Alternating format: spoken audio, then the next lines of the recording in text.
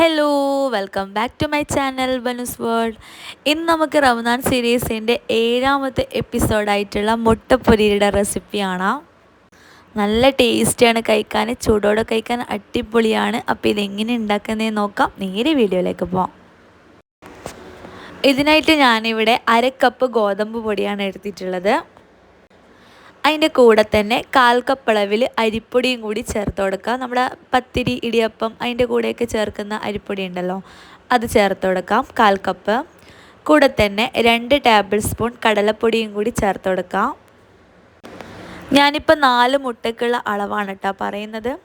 ഇനി ഇതിലേക്ക് ആവശ്യത്തിനുള്ള ഉപ്പും കൂടി ചേർത്ത് കൊടുക്കാം കേട്ടോ. പിന്നെ ഈ ഒരു മുട്ടപ്പൊരിയുടെ സ്പെഷ്യൽ ഇൻഗ്രീഡിയൻ്റ് ആയിട്ടുള്ള ചെറിയ ഉള്ളി, അത് മസ്റ്റാണ്. അത് മാത്രമേ ഉപയോഗിക്കാൻ പാടുള്ളൂ, വലിയ ഉള്ളി ഉപയോഗിക്കാൻ പാടില്ല. അപ്പോൾ ചെറിയ ഉള്ളി ഒരു 5 എണ്ണം ചെറുതായിട്ട് കട്ട് ചെയ്തിട്ട് അതും കൂടി ചേർത്ത് കൊടുക്കുക. 1 ടേബിൾ സ്പൂൺ ഇഞ്ചി വെളുത്തുള്ളി പേസ്റ്റും കൂടി ചേർത്ത് കൊടുക്കുക കേട്ടോ. അതുപോലെ തന്നെ 1 പിടി കറിവേപ്പില ചെറുതായിട്ട് പീസായിട്ട് കട്ട് ചെയ്തിട്ട് അതും കൂടി ചേർത്ത് കൊടുക്കുക. കുറച്ച് മല്ലിയിലയും കൂടി ഉണ്ടെങ്കിൽ ചേർത്ത് കൊടുക്കുക കേട്ടോ. പിന്നെ വേണ്ടത് 2 ടീസ്പൂൺ അളവിൽ കാശ്മീരി മുളക് പൊടിയാണ്, അതും കൂടി ചേർത്ത് കൊടുക്കാം. കൂടെ തന്നെ 1/4 ടീസ്പൂൺ അളവിൽ മഞ്ഞൾപ്പൊടിയും കൂടി ചേർത്ത് കൊടുക്കാം. ഇനി 1/4 ടീസ്പൂണിൻ്റെ പകുതി ഗരം മസാല പൗഡറും കൂടി നമുക്കിതിലേക്ക് ചേർത്ത് കൊടുക്കാം കേട്ടോ. ഒരു 2 പിഞ്ചോളം ഉണ്ടാവും.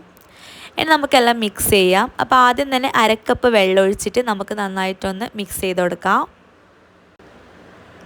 എന്നിട്ട് പോരാന്ന് തോന്നിക്കഴിഞ്ഞാൽ വീണ്ടും വെള്ളം ഒഴിച്ച് മിക്സ് ചെയ്യട്ടെ. അപ്പോൾ കുറേശ്ശെ വെള്ളം ഒഴിച്ചിട്ട് നന്നായിട്ടൊന്ന് മിക്സ് ചെയ്യുക. അപ്പോൾ എനിക്ക് ഏകദേശം 1 കപ്പ് വെള്ളം വന്നിട്ടുണ്ട്, ഇത് നന്നായിട്ടൊന്ന് മിക്സ് ആയിട്ട് കിട്ടാൻ.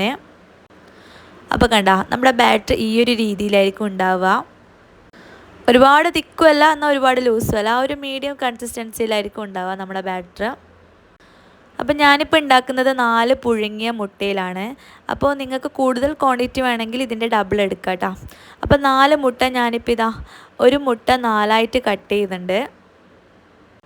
നീളത്തിൽ 1 മുട്ട 4ആയിട്ട് കട്ട് ചെയ്യുമ്പോൾ നമുക്ക് 4 മുട്ടക്ക് മൊത്തം 18 പീസ് കിട്ടും കേട്ടോ. അപ്പോൾ 18 മുട്ട പൊരി നമുക്ക് ഉണ്ടാക്കിയെടുക്കാം. ഇനി പണിയൊന്നുമില്ല കേട്ടോ.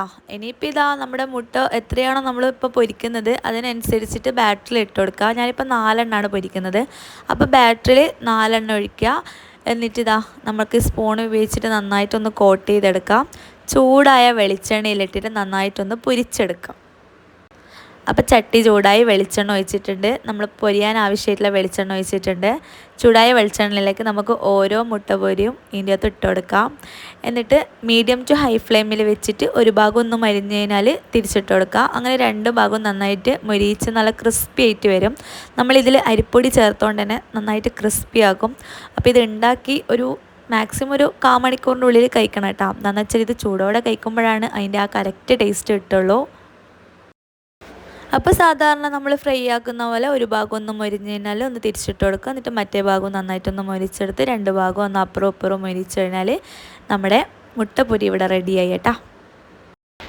അപ്പോൾ എല്ലാ പൊരികളും നമുക്ക് ഇതുപോലൊന്ന് പൊരിച്ചെടുത്ത് കഴിഞ്ഞാൽ നമ്മുടെ അടിപൊളി ടേസ്റ്റുള്ള മുട്ടപ്പൊരി ഇവിടെ റെഡിയായി. അപ്പോൾ ഞാൻ വീണ്ടും പറയുകയാണ്, ചൂടോട് കഴിക്കുമ്പോൾ ടേസ്റ്റ് ഒരിക്കലും തണിഞ്ഞാൽ കിട്ടില്ല. ഉണ്ടാക്കിയിട്ട് നമ്മൾ ആ സ്പോട്ടിൽ കഴിക്കുന്നതായിരിക്കും ബെറ്റർ. അപ്പോൾ നോമ്പിലുള്ള സമയത്ത് നമുക്കൊരു ബാങ്ക് കൊടുക്കുന്നതിൻ്റെ ഒരു 1/4 മണിക്കൂർ മുന്നേ മിക്സിംഗ് എല്ലാം കലക്കി വെച്ച് കഴിഞ്ഞാൽ ഫ്രൈ ചെയ്തെടുത്ത് കഴിക്കല വേണ്ടോ. അപ്പോൾ ഫ്രണ്ട്സ്, വീഡിയോ ഇഷ്ടമായിട്ടുണ്ടെങ്കിൽ ലൈക്ക് ചെയ്യാനും ഷെയർ ചെയ്യാനും ചാനൽ സബ്സ്ക്രൈബ് ചെയ്യാനും മറക്കരുത്. മറ്റൊരു നല്ലൊരു വീഡിയോയുമായി വീണ്ടും കാണാം. അതുവരേക്കും ബൈ ഫ്രം ബനൂസ് വേൾഡ്.